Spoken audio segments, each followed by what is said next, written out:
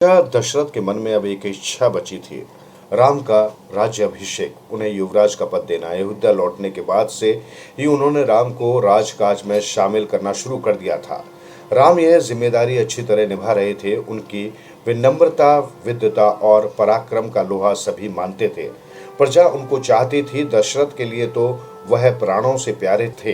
दरबार में राम का सम्मान निरंतर बढ़ रहा था। राजा दशरथ वृद्ध हो चले थे। मुनि वशिष्ठ से विचार विमर्श के बाद एक दिन उन्होंने दरबार में कहा, मैंने लंबे समय तक राजकाज चलाया, जैसा बन पड़ा। अब मेरे अंग शिथिल हो गए हैं। मैं वृद्ध हो चला हूँ। मैं चाहता हूँ कि यह कार्यभार राम को सौंप दूं। अगर आप सब सहमत हों तो राम को युवराज का पद दे दिया जाए।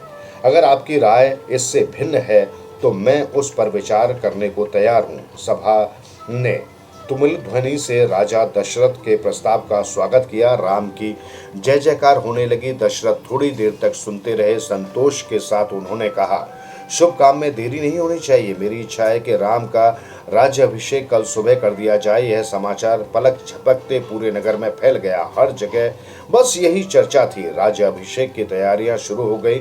भरत और शत्रुघ्न उस समय अयोध्या में नहीं थे। वह अपने नाना केकई राज्य के यहाँ गए हुए थे। भरत जब भी अयोध्या लौटने की बात करते, नाना उन्हें रोक लेते। भरत को अयोध्या की घटनाओं की सूचना नहीं थी। उन्हें अपने पिता के निर्णय के संबंध में नहीं पता। ये जानकारी भी नहीं थी कि अगले दिन राम का राज्याभिषेक होने वाला है। केकई से एक दिन में भरत और शत्रुघ्न का आना संभव नहीं था। राजा दशरथ ने इस संबंध में राम से चर्चा की। कहा कि भरत यहाँ नहीं है, पर मैं चाहता हूँ कि राज्याभिषेक का कार्यक्रम न रोका जाए। उन्होंने राम से कहा, जनता ने तुम्हें अपना राजा चुना है। तुम राजधर्म का पालन करना। कुल की मर्यादा की रक्षा अब तुम्हारे हाथ में है। राज्याभिषेक की तैयारियां रानी कैकेयी की दासी ने भी देखी। मंथरा ने शुरू में उसे इस चहल पहल का कारण समझ में नहीं आया। उसने इसे कोई अन्य अनुष्ठान समझा। इतनी रौनक, ऐसी सजावट, ऐसा कुछ उसने अन्य अनुष्ठानों में नहीं देखा था। उसे अचंभा हुआ। फिर उसने रानी कौशल्या की दासी से पूछा। उसे तब पता चला कि कल राम का राज्य अभिषेक होने वाला है। यह उत्सव उसी के लिए है। मंथरा जल भुन गई। राम का राज्य अभिषेक उसे षड्यंत्र लगा, केकई के विरुद्ध। वह केकई की दासी थी। बचपन से केकई का हित उसके लिए सर्वोपरि था। मंथरा उसे अपना हित मानती थी। वह केकई की मुँह लगी थी। रानी केकई भी उसे बहुत मानती थी। क्रोध से आग बबूल मंथरा रानीवास की ओर भागी। सीधी केकई के कक्ष में वह हाँप रही थी। क्रोध से चेहरा लाल था। भागने के कारण सांस उखड़ रही थी। उसने रानी केकई को सोते हुए देखा।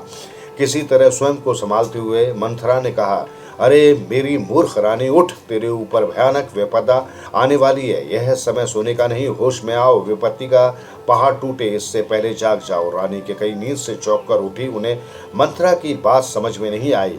बात क्या है? तुम इतनी घबराई क्यों हो? सब कुशल तो है? उन्होंने पूछा। कैसा कुशल, कैसा मंगल? सब अमंगल होने वाला है। तुम्हारे सुखों का अंत। महाराज दशरथ ने कल राम का राज्याभिषेक करने का निर्णय लिया है।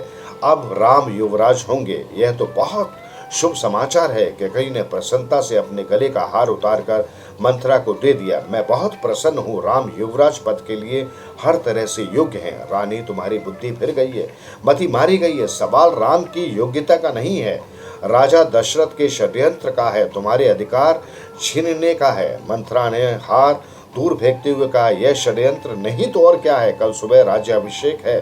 भरत को जानबूझकर ननिहाल भेज दिया, समारोह के लिए बुलाया तक नहीं। केकई का स्वर उग्र हो गया। उन्होंने मंथरा को डांटते हुए कहा, राम के प्रति मेरा अगाध स्नेह है। वह मुझे माँ के समान मानते हैं। तुझे इसमें षड्यंत्र दिखाई देता है। इसमें षड्यंत्र नहीं है। राम के बाद भरत ही राजा बनेंगे। राज सर्वदा ज्येष्ठ पुत्र को ही मिलता है। मंथरा, इस फटकार का कोई प्रभाव नहीं हुआ। उसके लिए दशरथ का षड्यंत्र था। वह रानी केकई के पलंग पर बैठ गई। उनके बहुत निकट केकई के चेहरे की ओर देखते हुए उसने कहा, तुम बहुत भोली हो, नादान हो। तुम्हें आसन्न संकट नहीं दिखता। दुख की जगह प्रसन्नता होती है। इस बुद्धि पर किसी को भी तरस आएगा। समझो रानी, राम राजा बने तो तुम कौशल्या की दासी बन जाओगी। भरत राम के दास हो जाएंगे। वह राजा नहीं बनेंगे। राम के बाद अगला राजा राम का पुत्र होगा। अनर्थ को अर्थ समझने की मूर्खता मत करो रानी। राम को राज मिला तो वे भरत को देश निकाला दे देंगे। वे भरत को दंड देंगे। इस तिरस्कार से भरत की रक्षा करो। रानी, कोई ऐसा उपाय करो कि राजगद्दी भरत को मिले और राम को जंगल भेज दिया जाए। कैकई पर मंथरा की बातों का असर होने लगा। उनका सिर चकरा गया। वह पलंग से उठी तो पांव सीधे नहीं पड़े, आंखों में आंसू थे, मन भारी हो गया। प्रसन्नता की जगह अव्यक्त क्रोध ने ले ली। मंथरा के तर्कों में उन्हें सच्चाई दिखने लगी। तुम ही बताओ मैं क्या करूं? कैकई ने आंसू पोंछते हुए मंथरा से कहा।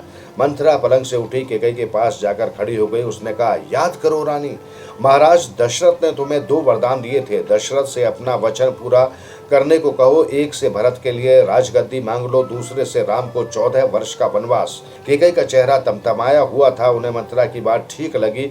उनके मन में एक प्रश्न अब भी था, यह बात दशरथ से कैसे कहे? उन्होंने रानीवास बुलाए या प्रतीक्षा करे? मंथरा ने कैकई के मन की बात भांप ली। उसने कहा, तुम मैले कपड़े पहनकर को भवन चली जाओ। महाराज दशरथ आए तो उनकी ओर मत देखो, बात मत करो। तुम उनकी प्रिय रानी हो, तुम्हारा दुख देख नहीं पाएंगे। बस उसी समय तुम्हें उन्हें पिछली बात याद दिलाना, दोनों वचन मांग लेना। मैं ऐसा ही करूंगी महाराज, का षड्यंत्र सफल नहीं होने दूंगी। मंथरा का लक्ष्य पूरा हो गया था। चलते चलते उसने रानी कैकई से कहा, राम के लिए 14 वर्ष से कम वनवास मत मांगना। भरत इतने समय में राजकाज संभाल लेंगे। जब तक राम लौटेंगे लोग उन्हें भूल चुके होंगे। अब जल्दी करो रानी, समय बहुत कम है। रानी कैकई कोक भवन चली गई। मंथरा रानी वास से निकल गई। दिन भर की गहमा गहमी के बाद महाराज दशरथ की रानियों की याद आई। तुरंत रानीवास की ओर चल पड़े। उन्हें शुभ समाचार देने सबसे पहले वह कैकई के कक्ष की ओर मुड़े। कैकई वहां नहीं थी। प्रतिहारी से पूछा, पता चला कि वो कोप भवन में है। दशरथ को चिंता हुई, कैकई कोप भवन में, परंतु क्यों? क्या इसलिए कि उन्हें अब तक सूचना नहीं मिली? मैं उससे अवश्य मना लूंगा, दशरथ ने सोचा। दशरथ को भवन का दृश्य देखकर हैरान हो गए। उन्हें कुछ समझ में नहीं आया कि कई जमीन पर लेटी हुई थी, बाल बिखरे हुए, गहने कक्ष में बिखरे हुए कपड़े मैले। तुम्हें क्या दुख है? क्या हुआ तुम्हें? मुझे बताओ। अस्वस्थ हो? राजवैद्य को बुलाऊं? दशरथ ने कई सवाल पूछे, कोई उत्तर नहीं मिला। कि कई रोती रही, तुम मेरी सबसे प्रिय रानी हो, मैं तुम्हें प्रसन्न देखना चाहता हूँ। तुम्हारी खुशी के लिए मैं कुछ भी कर सकता हूँ, कुछ भी, धरती आसमान एक कर सकता हूँ। दशरथ ने कैकई को मनाने का बहुत प्रयास किया, उत्तर उन्हें फिर भी नहीं मिला। दशरथ भी भूमि पर बैठ गए, विनती करते रहे। हाँ, मैं बीमार हूँ, कैकई ने कहा। मैं अपनी बीमारी के संबंध में आपको बताऊंगी, लेकिन पहले आप एक वचन दे, मैं जो मांगू उसे पूरा करेंगे। राजा ने तत्काल हामी भर दी। कहा, मैं राम की सौगंध खाकर कहता हूँ, तुम्हारी हर इच्छा पूरी करूंगा। महाराज दशरथ ने राम की सौगंध ली तो कैकई उठकर बैठ गई। आप मुझे वे दोनों वरदान दीजिए जिसका संकल्प आपने वर्षों पहले रणभूमि में लिया था। महाराज दशरथ ने हामी भरी। कल सुबह राज्याभिषेक भरत का हो, राम का नहीं, कैकई ने कहा। दशरथ भौचक रह गए। उन पर वज्रपात सा हुआ। थोड़ा रुक कर कैकई बोली, राम को 14 वर्ष का वनवास हो। दशरथ का चेहरा सफेद पड़ गया, अवाक रह गए, सिर चकराने लगा। वे मूर्छित होकर गिर पड़े। कुछ देर में राजा को होश आया। कैकई की ओर देखा, बड़े कतार भाव से बोले, यह तुम क्या कह रही हो? मुझे विश्वास नहीं होता कि मैंने सही सुना है। कैकई अड़ी रही। दशरथ कैकई की मांग को अस्वीकार करते रहे, अनर्थ बताते रहे। तब कैकई ने अंतिम हथियार चलाया। अपने वचन से पीछे हटना रघुकुल का अनादर है। आप चाहो तो ऐसा कर सकते हैं, पर आप दुनिया को मुंह दिखाने योग्य नहीं रहेंगे। रही मेरी बात, आप वरदान नहीं देंगे तो मैं विष पीकर आत्महत्या कर लूंगी। यह कलंक आपके माथे होगा। राजा दशरथ यह सुन नहीं सके, दोबारा बेहोश हो गए। रात भर वे सुध पड़े रहे। बीच बीच में होश आता। वह कैकई को समझाते, गिड़गिड़ाते, धमकाते, डराते, पर कैकई टस से मस नहीं हुई। सारी रात इसी तरह बीत गई।